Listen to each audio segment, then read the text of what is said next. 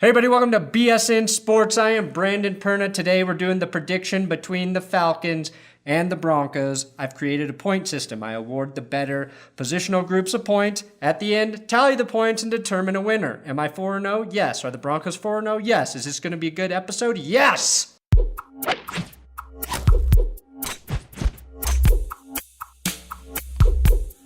$1998. To understand this game, we have to remember 1998, a year in which the two best teams in the NFC were the Minnesota Vikings and the Atlanta Falcons, led by Jamal Anderson and the Dirty Birds. The Denver Broncos had just won the Super Bowl and started that season 13-0. This year, we could very well see a Falcons-Vikings NFC Championship game with the Broncos making a Super Bowl push. The similarities are eerie. The game is in Denver, so half point for the Broncos. Gary Kubiak versus Dan Harlequin. Gary Kubiak was the offensive coordinator for the Broncos in 1998. Mike Shanahan was, of course, the head coach. Now check this shit out. In 1998, former Broncos head coach Dan Reeves was the head coach of the Falcons. That's a Dan connection and a former Broncos coach connection, because this year, son of Mike Shanahan, Kyle Shanahan, is the offensive coordinator for Atlanta. So like 1998, there are some interesting links between the coaching staffs of these two successful teams. Dan Quinn got the job in Atlanta because of his success as defensive coordinator in Seattle. At the time, I wanted Quinn to interview for the Broncos head coaching position. Instead, and rightfully so, the job went to Gary Kubiak. The interesting thing is, Kubiak is an offensive guy. Quinn is a defensive guy, yet their teams bear the opposite identity of their strengths. Maybe that's the key. If your head coach's strength benefits your team's weakness, he can effectively raise the level of play in that area and make better overall team decisions. I should be a GM. Both coaching staffs are strong, and knowing Kubiak and Shanahan have very similar philosophies in how they run NFL offenses, I have to call this position group a tie. A freaking tie. Although I should give Coobs a point for how clean his shoes is. Those are nice. Matt Ryan and receivers versus Broncos secondary. There's no getting around the fact that the Falcons offense is hot right now. They're averaging 478.8 yards per game. Matt Ryan has almost eclipsed 1,500 passing yards this season. He's throwing for 354.3 yards per game, and the rushing attack is at 124 yards per game. More important than all those stats is they are scoring 38 points a game. That's miles ahead of Philadelphia and San Diego, who are second and third with about 30 points a game. We know Falcons receiver Julio Jones is a beast, and you have to be dead to not know he had 12 catches for 300 yards against the Panthers last week. Matty Ice threw for over 500 yards in that game with 4 touchdowns to solidify the fact that the Panthers aren't very good anymore. Mohamed Sanu had a strong week 1 performance with 5 catches for 80 yards and a touchdown, but has been quiet since then. That leaves Justin Hardy as the other receiver and our friend Jacob Tamme at tight end. Not to mention the ongoing distraction of sharing the same last name with Greg and Tom. Justin, Greg, and Tom. 2 of those guys aren't pieces of This is the biggest matchup of the week anywhere in the NFL. Denver's secondary has been dominant through 4 games. Aqib Talib has 3 picks on the season, 1 return for a touchdown, and is in the run for Defensive Player of the Year through 4 games. In a lot of people's opinions.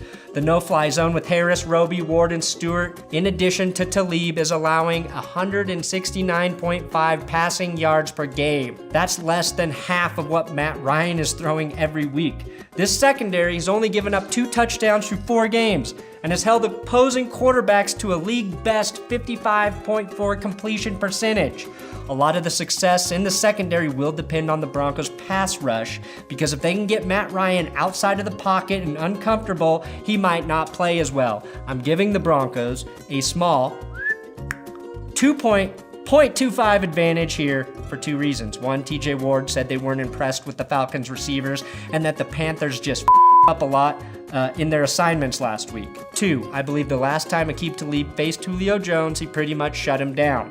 Don't let me down, no-fly zone. Falcons running backs and O-line versus Broncos front 7. The Falcons' offense is good in all phases. They have the 6th best rushing attack in the NFL and 5 rushing touchdowns. We know Devonta, Freeman, and Tevin Coleman are very good in the backfield. Freeman is averaging 5.9 yards per carry, which is insane. And Tevin Coleman is very dangerous as a receiving back. Although Carolina held him in check last week. The X factor here is TJ Ward's little brother. What's up, man? Terron Ward, TJ's younger brother, Atlanta Falcons running back. He hasn't had any carries this season, but if I'm the Falcons, I feed him the rock because there's no way TJ wants to hurt his little brother. A big reason for any offensive success can usually be attributed to solid play on the O-line, and the Falcons line is very good. It doesn't hurt that Matty Ice gets rid of the ball faster than most quarterbacks in the league. The only quarterback to get football out of his life quicker is Johnny Manziel. The Falcons' smartest offseason move was signing Brown center Alex Mack. He's great, but he will never compare to my childhood crush, Alex Mack. From the secret world of Alex Mack. Who would have thought Alex Mack's weird-looking friend would turn out to be Jessica Alba? Speaking of beautiful people, left tackle Ryan Schrader is playing really well in both pass and run protection, and this line will be the best the Broncos front seven has faced this season. As good as Atlanta is up front, I have to believe Von Miller, Derek Wolfe, Shane Ray, Brandon Marshall, Sly Williams, Jared Crick, and Todd Davis are up for the challenge. Last week, these guys finally shut down the run, giving up only 72 yards to Tampa Bay. Their biggest struggle, if any, was tackling Jameis Winston. And I expect them to take down Matt Ryan with greater ease if they get to him. Shaquille Barrett had one hell of a game against Tampa Bay, and he's my sleeper pick to have a big impact on this game.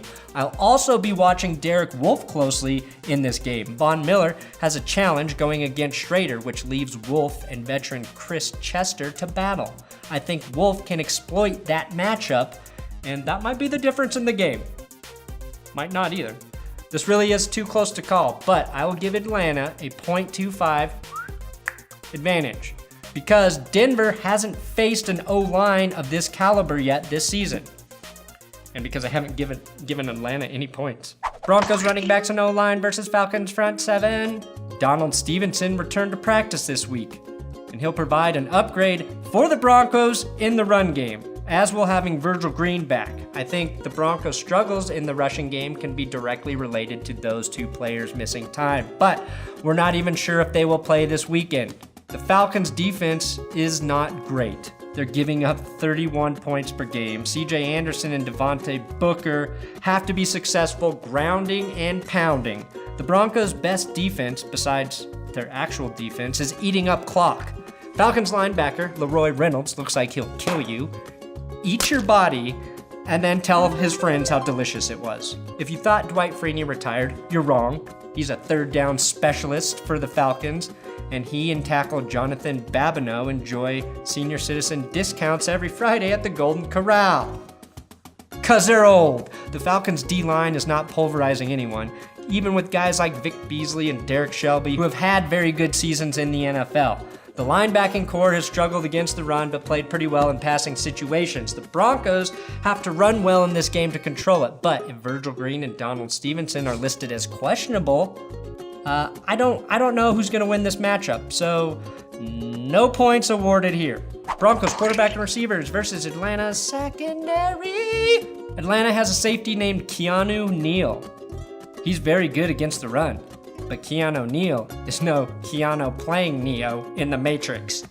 He's definitely not Keanu from Point Break or John Wick. Maybe he's Keanu from The Lake House.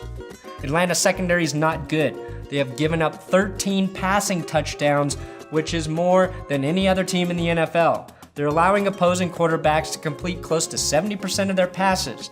I think Demaryius Thomas and Emmanuel Sanders will have favorable matchups against corners Desmond Trufant and Robert Alford. I believe Trevor Siemian will play. That's what my gut says. Yes, he's listed as questionable. Yes, he will probably be a game time decision. But this picture from Emmanuel Sanders' Snapchat says it all. If that guy can't win and destroy the Falcons, nobody can.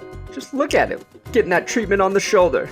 Trevor, you're a quarterback, no matter what anyone says. And I think he's the better quarterback against this defense. Again, we want to see the Broncos make long, methodical drives that eat up the clock. That's what Siemian is great at doing. His health is a concern, but he's young and tough, and he can play through pain without losing 50% of his passing ability like we saw with Manning last season. If Lynch does play, this game may be a bit more exciting. He'll take shots down the field. He'll run when under pressure, and he's best when under pressure. No matter who starts, I'm giving 0.25 points to the Broncos. Special teams versus special teams. Check this stat. Riley Dixon leads the NFL with his 51.8 yards per punt average. That's 0.2 yards better than Pat McAfee and 1.1 yards better than Atlanta's punter Matt Bosher. Are you kidding me? 2 of the 3 best punters in the NFL are literally going toe-to-toe this weekend? That's the real battle to watch. Both teams have been dismal in the return department. In fact, they are equally boring as the 25th and 26th best return teams in the NFL. Matt Bryant and Brandon McManus have had similar seasons, each missing 1 field goal and not having a lot of opportunity for field goal attempts, and both of their misses coming on kicks over 50 yards. I'm gonna give Riley Dixon the respect he deserves and award the Broncos a 0.01 advantage. The tiniest advantage I've ever given. Yeah, so the Broncos have the point advantage. But there's no disrespect to the Falcons here. Their offense could scorch the Broncos. They have that ability. But we've seen this defense take down elite offense and elite quarterback after quarterback after quarterback, and I'm not intimidated by Atlanta's stats. They haven't played a defense this good this season. And we know this defense is good. I also believe the Broncos are a more balanced team. The Denver offense is playing pretty well, and they're scoring points. But Atlanta has a real problem with their defense. Fortunately, their offense has been able to compensate for it. If Atlanta were playing better on that side of the ball, I would look at this game a bit differently. If the Broncos are as good as we believe they are, they have to win this game, as it may be their toughest opponent until they play the Patriots towards the end of the season. Broncos get a win here, 31-24.